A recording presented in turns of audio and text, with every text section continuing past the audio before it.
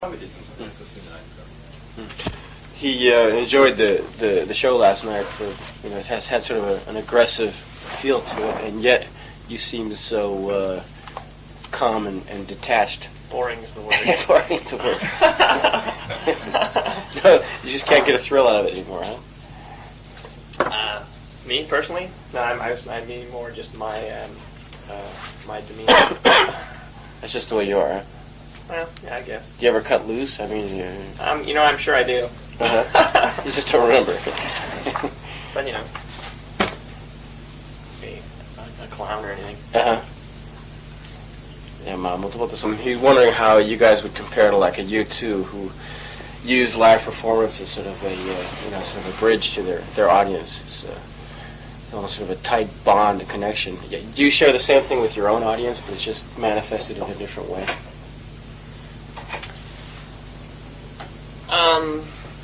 I really don't know, to tell you the truth. Never put any thought into it whatsoever. I mean, I'm not really sure if I understand the question, to tell you the truth. Well, it says that maybe they see, like when you two live seem to be trying to reach out and like touch every individual member, but in your case maybe it's not quite the same thing. You don't sort of it's not quite as dedicated to the idea of communicating with each individual person, or is it? And he just doesn't see it. Well, like you said, he saw you as sort of a detached. I don't know if I see it so much in U2, but we toured with U2 in the States and played these big, gigantic, huge monster Yankee Stadium. Was that right? Yeah, that was kind of neat actually, playing Yankee Stadium. But and they pulled it off very well. There's very few bands I think that can play that huge of a venue, and really, they had the whole Zoo TV thing going, and they did a great job at it. Of course, when we did that venue, it seemed awkward to us because it was like being in a goldfish bowl. Yeah. There are zillions of people, and I like the intimacy of smaller venues. Obviously, playing here in Japan, we're playing extremely small venues compared to what we play at home. Generally, we play like 1,000 to 2,000 seat theaters.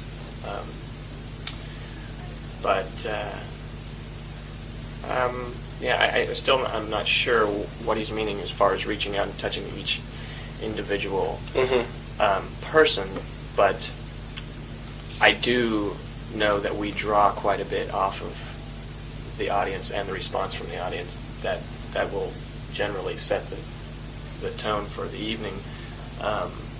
And smaller venues, you have a better opportunity to sort of get right in there and sweat with everybody. Yeah. Well, fishbowl effect. Yeah. Well, you wanted to ask you about your little, you intersperse little phrases from other bands in your music, like there'll be a little piece from Metallica or Crimson or Ministry. Is that sort of paying homage to those bands, or what exactly do you have in mind by doing that type of thing? It's mainly to break up the boredom for us.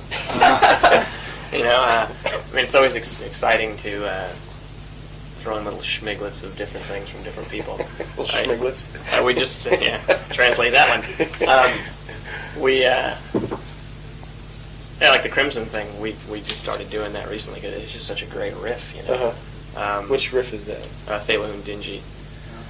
Thelahun Dingy.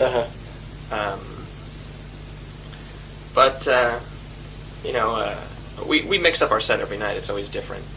But it's even more exciting to throw in, bits of Residence, or, we do the Ministry thing and Metallica or whatever. And I guess to an extent it would be just by playing it, it's paying some sort of homage to at least the riff, because we wouldn't play it if we didn't enjoy it. But it's mainly just to kind of keep things exciting. There's a lot of stuff that we do live that is off the cuff. It's not necessarily going to be in the set list. Oh, I see. And it's usually little things like that. Oh, I see. And we played a little bit of Rush last night too, if I remember right. Yeah. I didn't see my people who knew Rush over here. Yeah, they're not as big here as they are elsewhere. Yeah. Yeah. Well, Mitty, how do you? I was wondering if there isn't some sort of a thread that runs through a consistent thread that runs through your selection of the Schmiglets or the songs you choose to cover. Like I guess you've done stuff by Peter Gabriel or did a little thing from Peter Gabriel or something from XTC. We did an EP that had 5 or 6 cover tunes on it. Oh, Gabriel too. Okay, yeah. Pink Floyd song. Right, and he was wondering if there isn't some sort of like maybe alternative style thread running through that. The bands you choose to. Not necessarily. I mean, the three of us are into so many different things, even from each other, that when we sat down to actually make that record, the Miscellaneous Debris record, which wasn't even going to be a record, it was just the record company wanted us to make a bunch of B-sides, mainly for Japan and Brazil, places like that. And we ended up liking what we made, so we put out an EP. But we just got together a couple days before we went in the studio and played a bunch of tunes that we thought we might want to play. You know, just songs you've been playing throughout your life, or songs that you liked, and we picked the 5 that we thought we did justice to, because there were definitely some that sounded like shit. So so we put those ones on the record, and we very rarely do them live, actually. The Gabriel and the Floyds. We do a lot of Residents live because it tends to work real well. But I'm not very good at singing like Peter Gabriel. So, リボとあともう一つのあとね、フェスのも your own band and the bands that are a little sort of close to you, like Limbo Maniacs and Faith No More, seem to share something in common in that there's an element of humor, or sort of using humor as sort of a blockade, to keep things from getting too serious from a certain point, like using humor as a means of maintaining perspective. Do you think that's a viable way of looking at your stance?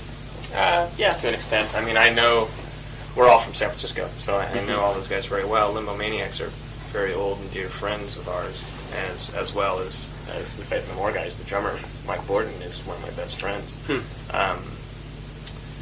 And we're all pretty lighthearted, humorous guys. And lyrically, Primus tends to be pretty lighthearted to an extent. I mean, there's a lot of social issues dealt with it lyrically, but it's generally dealt with by means of satire. And I know that Patton's a pretty wild man from Faith No More, and as are all the Limbo Maniacs. That Limbo Maniacs, their whole trip was to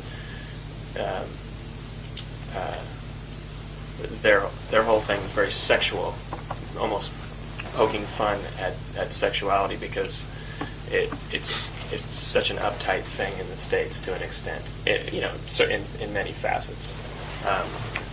So I don't know if it's so much a conscious thing as it is just all our personalities coming out, and we just all happen to know each other. どう？はい。そういう共通。So the Faith No More guys, I know the Limbo Maniacs and and the Metallica guys and everybody around the Bay Area that we do hang out with, or even throughout the States that we've met throughout the years, the Fishbone guys and the Alice in Chains, Porno for Pyros, and James Addiction, all these different people. I mean, perhaps that's what has brought us together as friends, is that we all have that same frame of mind to an extent. I mean, we're less apt to hang out with the guys from Night Ranger or something, maybe because they are a little more serious than we.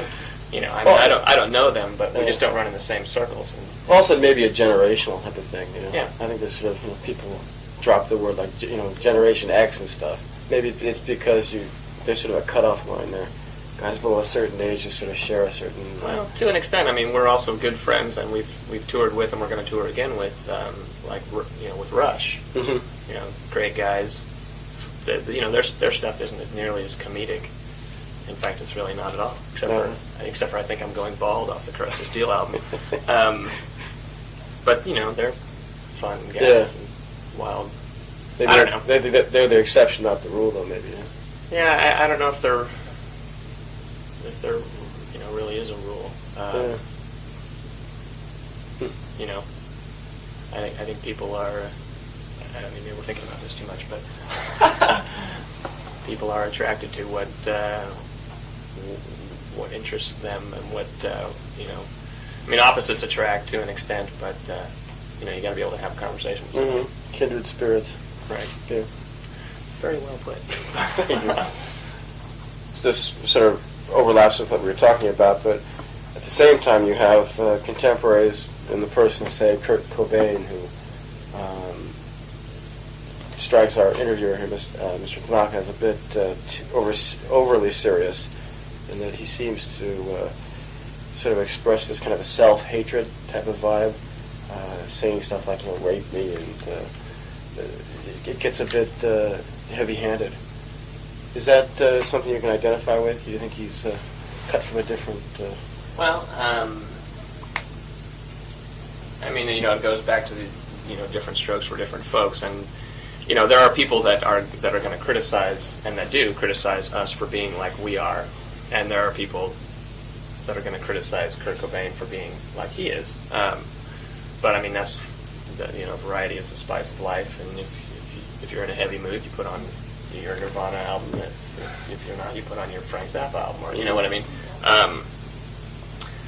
But I would imagine, and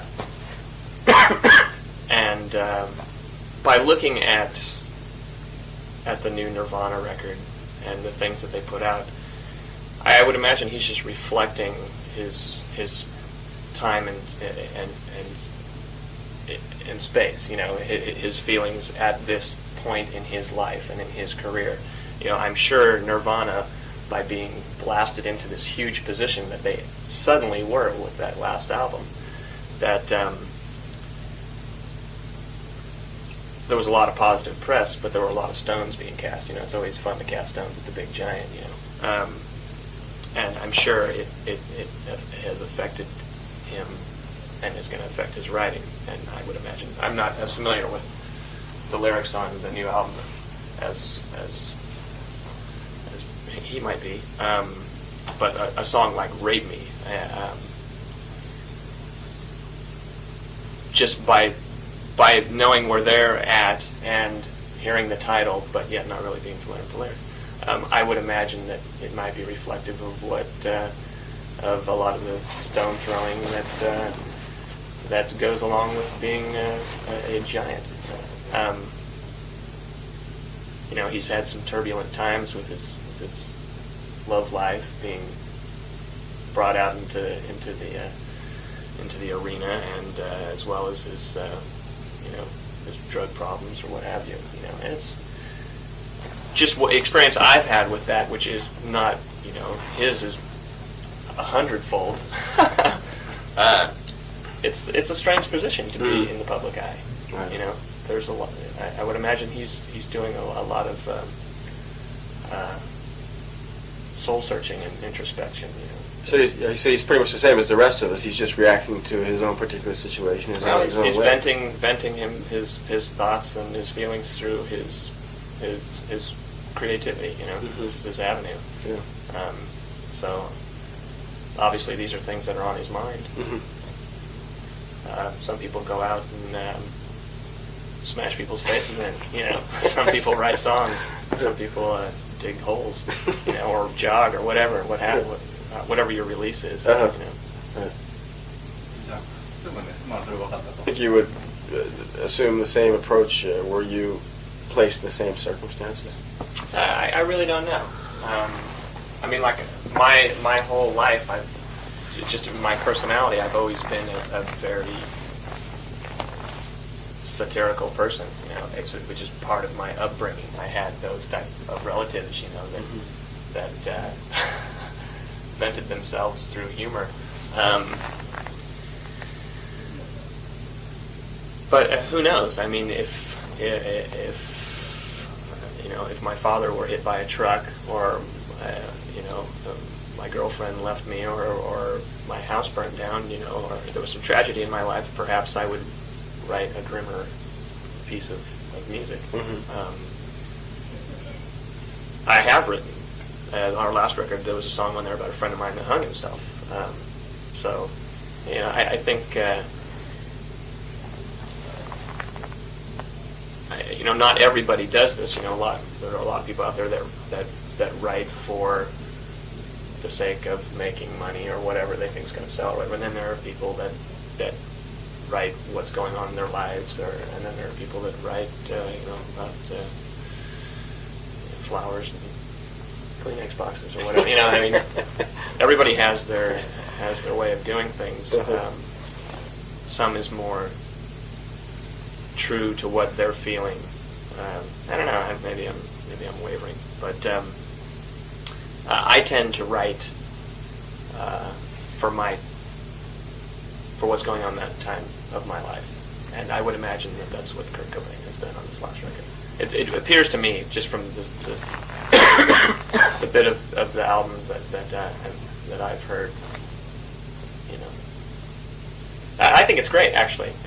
Not to harp on the Nirvana thing, but they were in a position where they're this huge band. Everybody's waiting for this next record to come out. They could have easily put out another record just like Nevermind, or they could have put out anything poppy to just sell zillions of records. But they didn't. They put out a record that in many ways is disturbing. They made a video that if we were to make that video, MTV wouldn't play it. And I'm not whining or complaining. I think it's great that they did that, and they've pushed the parameters so that the rest of us, we need people to push the parameters and take advantage of a situation like that to be adventurous and rebellious, and hopefully open doors for other people to come out and be more themselves, as opposed to being somebody that Coca-Cola wants them to be, or Nike, or whoever. So they rose to the occasion. I think they did. I think it's a great record. I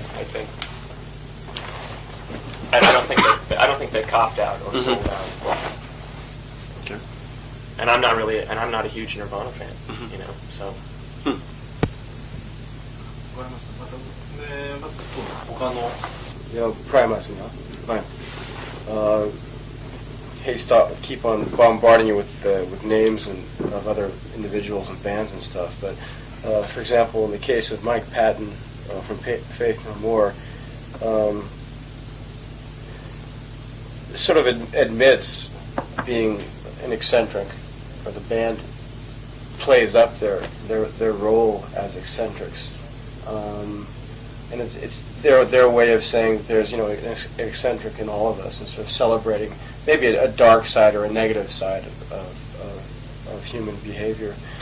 Is there a dark side or a negative side to Primus? Do you guys celebrate that side of humanity at all? I don't know if I would call it a dark side, and I don't even know if I would call what Patton's doing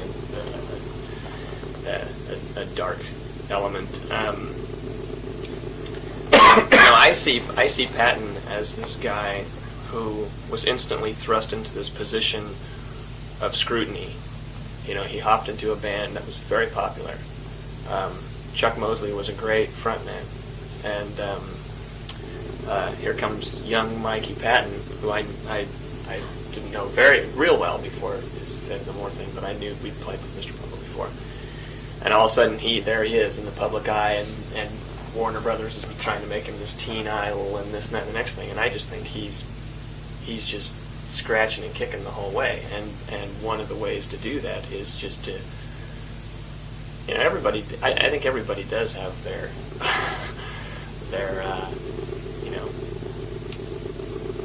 their wacky side to them, or a side that only certain people see, or a side that you only see when you're in the shower, singing or whatever the hell you do in the closet.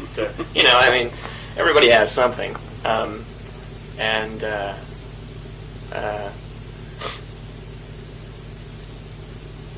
I think he is, by letting these things be public, he's making it difficult for people to stick him in this teen idol hole that they were really trying to put him into. He's rebelling, you're saying? Yeah, maybe not consciously. Maybe it is conscious. But you know, I know Billy Gould and Roddy and Puffy and those guys and Patton, and you know, Billy he's a nut and he's a total cynic. He's a very intelligent fellow, and you know, I think they're just doing their thing and possibly mocking the whole traditional rock and roll System.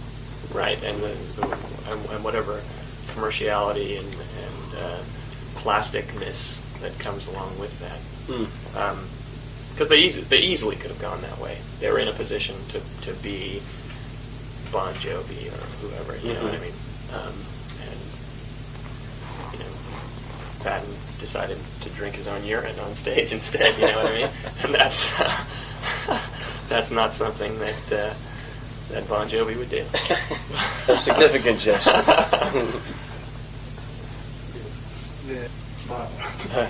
Questions get heavier and heavier all the time. Cool.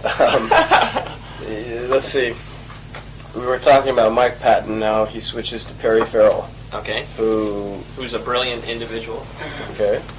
He interviewed him recently, and Perry was saying, he asked Perry what he wanted most in life now, and Perry answered, a family.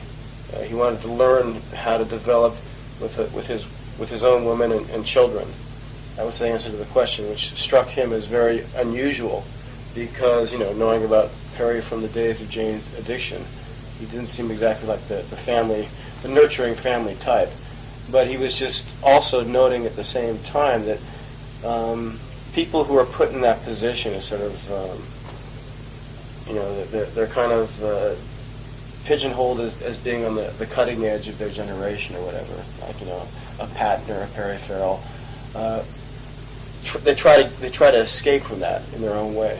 They try to get out of it or rebel. So, you know, they seek alternatives, and maybe that's what Patton did. Maybe that's what Perry Farrell is trying to do now with his Porno for Pyros or his new family angle or whatever. In your own case, in Primus's case, he says that maybe you're exempted from that because you're known more for your playing ability. You don't have to. You guys don't have to rely on hype, or you don't have to worry about being hyped, because your own chops kind of get you out of that. Thank the Lord.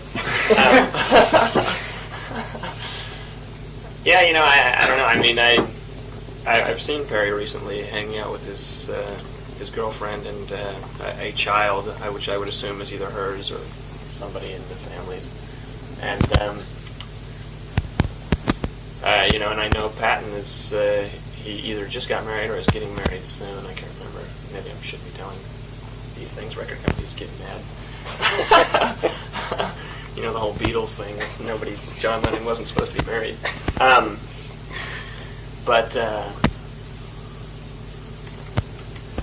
you know, I mean, we're all human beings. We're all going to get to an extent, we're all going to get the paternal urges. I have them.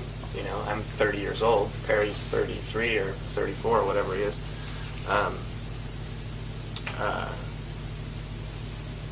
You know, we just have these jobs that are way in the spotlight, and I mean, look at Lennon. You know, he went through a huge period of his life where that's what he was doing. He was a house husband. That's right. And devoted his time to his child, you know. Mm-hmm. How about in terms of like being thrust into the limelight, like they were? Do you think that you would? Who's they? Patton and Perry Farrell, in their own way, that is. Do you think you don't see that as something happening to your band? Or like he says, do you think you're exempt from it because of your chops? Or? Well, I mean, to an extent. We've never really been thrust anywhere, you know. It's always been, everything Primus has gained has been very step by step. Mm-hmm. You know, we're still very, you know, we do extremely well in the States. We do fairly well in Europe, and I guess we're doing fairly well here. but we're still pretty cultish. Yeah. And a lot of it is on the musicianship. I'm definitely not the spokesman for any type of fashion or new ideals of the 90s as perhaps Perry is. And I definitely haven't had as colorful a career as he. I mean, he's definitely. I mean, I know.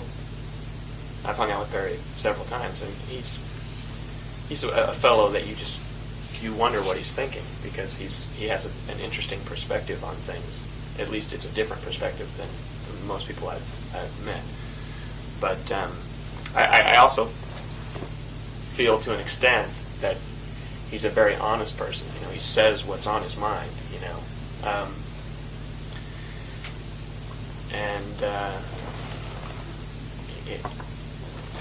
It doesn't seem unnatural to me that he wants to build a family life and have that, because he seems like a sensitive individual, and he's not a product of the rock and roll world, as many people have been in the past and have been destroyed by it.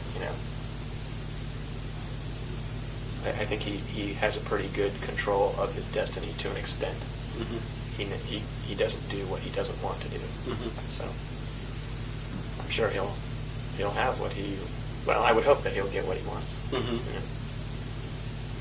He seemed happy at the Christmas show I was at, hanging out with the kids and the family and everything. Mm-hmm. It's good. Yeah. I know Flea is very, he's way into his little girl. Mm-hmm. Spends loads of time with her, and I'm sure it would be very difficult to continue touring constantly and living a fast-paced lifestyle when you have that element in your life. So who knows? This is a two-tiered question. He's of the understanding that one of the bands that most influenced Primus was Rush, and 一つ目は何だっけ？彼らプログレッシブ。どこに聞かれたか。He wants to know, first of all, what exactly about Rush attracted you? Well, I mean, the thing about Primus is there's just so many different influences that we've all had that you can't really put your finger on one thing, but Rush is a common ground just because I mean, we all grew up on Rush, I mean, Geddy Lee was my hero when I first started playing bass, and throughout high school, I went to all the Rush shows. Herb's a big Neil Peart fan, and plus we've toured with them. Now they're friends of ours. They're fabulous players. I think that's the main thing. Right, musicianship. Yeah, mm-hmm. And quality of composition too. I think is great. Yeah. The other part of the question was, and the reason he brought up Rush was because the style of music Rush plays is often known as progressive rock or prog or whatever. Ironically, though, a lot of the so-called progressive bands have ceased being progressive. They play the music that was once known as progressive, but they don't try to extend beyond that. Therefore, that's the word progressive is sort of a misnomer. But he thinks that Primus is a band that sort of has actually carried out this concept, or remained faithful to this concept of being progressive, extending the boundaries. What do you think it takes to be a band like that? What is necessary to be a band that constantly challenges and tries to extend the boundaries? You don't want to make any money. You don't care about being in a Pepsi commercial. I think with progressive bands, who knows? Maybe 10, 15 years from now, we're going to be considered very tame, and we won't be pushing the parameters anymore. Who knows? I think it's just all a part of getting older and times changing.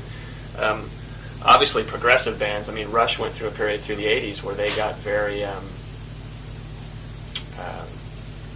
a lot more poppy sounding, you know, and it would be hard not to be when, you know, when the whole punk movement comes along and the whole idea of everybody's frame of mind at that time completely changed, and you would condemn anything that was progressive, or, I mean, you know, I mean, there's always the famous story of that I read in that Zeppelin book of those guys running into Billy Idol at a rehearsal hall, and when Billy was in Generation X, and him, you know, slagging those guys for being old dinosaurs and, you know, playing this pompous music, you know, and here, you know, Billy Idol was a punk guy, you know, and now Billy Idol's Mr. Pop guy, you know, and it's time for the next generation to slag him for a while until maybe 10 years, and then he becomes a classic guy and he can be revered, you know, to an extent, you know, maybe not that drastic, but I don't know where I'm going with this, or even what the question was anymore. The question about like you said, what does it take to be progressive? You said, I guess, a total lack of concern for money or commercialism. Well, I mean, that was kind of a joke, but I think it's true to a certain extent. It is true to an extent. Yeah. I mean, you have to be more concerned with the music that makes you happy than the music that's going to get you a Ferrari or whatever, you know, or get you on MTV or get you in Pepsi commercials. And I think, to an extent, that's one parallel that we have with Rush, is that they've always done their thing. And to an extent, it's been frustrating for them to be ignored by certain facets of the press. And, you know, I don't think Rush has ever been on the cover of Rolling Stone. Yeah. You're not going to see them on MTV that much, and but yet they're this huge thing. Right. Like the Grateful Dead as well. Right. You know? And it's just guys that are playing their music and doing their thing, and they've kept doing it for a long time. Mm-hmm. The people that are into it, and the people that aren't going to even pay attention or even know about them anymore, you know. So you could almost see them as role models, huh? Oh, definitely. In many ways, I see Rush as huge role models. I have a great deal of respect for their musicianship, their stamina or perseverance. You know, I think they're very underrated. But I don't think that's going to be for long. I think it's times are always changing. You know, progressive music will maybe come back, and bands like Yes will have their big. Yes, and ELP will have a big resurrection. And, you know, who knows? But things are always changing, and then the whole punk ideology will come back again, but it'll have a different name. You know, maybe it'll be called Paper Cup Music.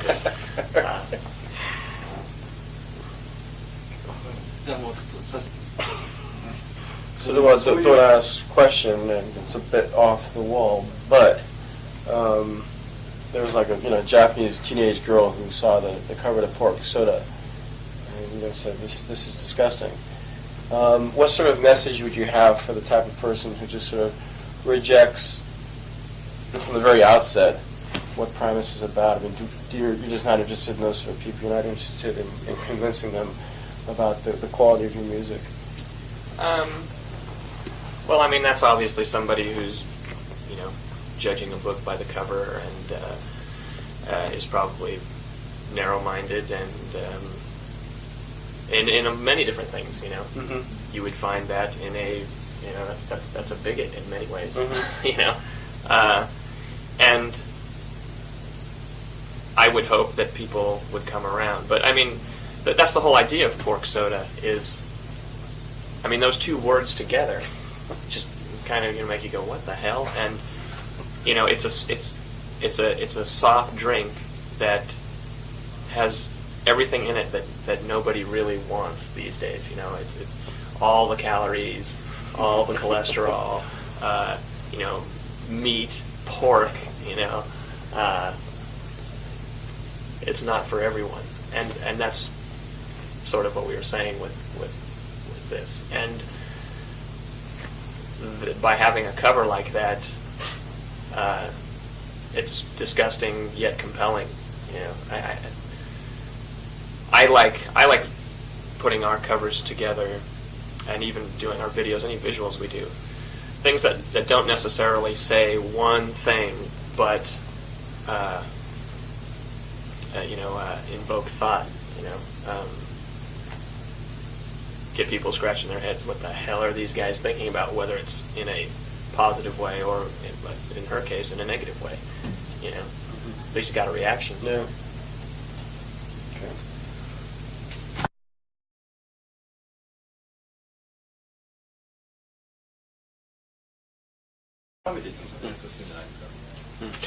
He enjoyed the show last night. For it has had sort of an aggressive feel to it, and yet you seem so calm and detached. Boring is the word.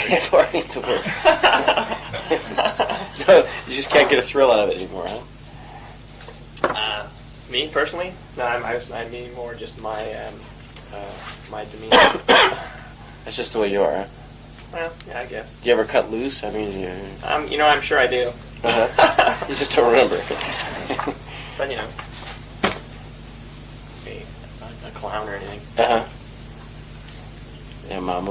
He's wondering how you guys would compare to like a U2 who use live performance as sort of a sort of a bridge to their audience. It's almost sort of a tight bond, a connection. Do you share the same thing with your own audience, but it's just manifested in a different way?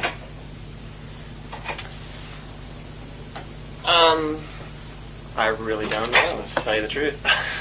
Never put any thought into it whatsoever. Uh-huh. I mean, I'm not really sure if I understand the question, to tell you the truth. Mm-hmm. Well, says that maybe they see, like when you two live seem to be trying to reach out and like touch every individual member, but in your case maybe it's not quite the same thing. You don't sort of it's not quite as dedicated to the idea of communicating with each individual person, or is it? And he just doesn't see it. Well, like you said, he saw you as sort of a detached. I don't know if I see it so much in U2, but we toured with U2 in the States and played these big, gigantic, huge, monster Yankee stadiums. Was that right? Yeah, that was kind of neat actually, playing Yankee Stadium. Uh-huh. But and they pulled it off very well. You know, there's very few bands I think that can play that huge of a venue, and really, they had the whole Zoo TV thing going, and they did a great job at it. Of course, when we did that venue, it seemed awkward to us. Really? It was like being in a goldfish bowl. Yeah. There are zillions of people, and I like the intimacy of smaller venues. Obviously, playing here in Japan, we're playing extremely small venues compared to what we play at home. Generally, we play like 1,000 to 2,000 seat theaters. I'm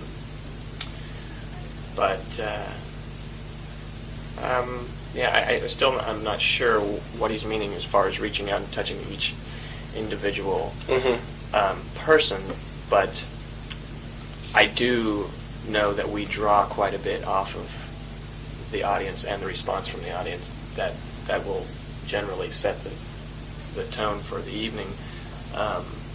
And smaller venues, you have a better opportunity to sort of get right in there and sweat with everybody. Yeah. Well, Fishbowl effect. Yeah. この間の YouTube wanted to ask you about your little you intersperse little phrases from other bands in your music, like there'll be a little piece from Metallica or Crimson or Ministry. Is that sort of paying homage to those bands, or what exactly do you have in mind by doing that type of thing? It's mainly to break up the boredom for us. It's always exciting to throw in little schmiglets of different things from different people. Little schmiglets? We just, translate that one.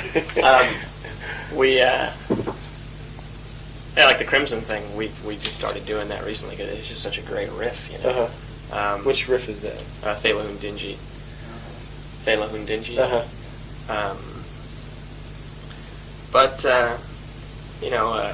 we mix up our set every night. It's always different, but it's even more exciting to throw in bits of Residence, or we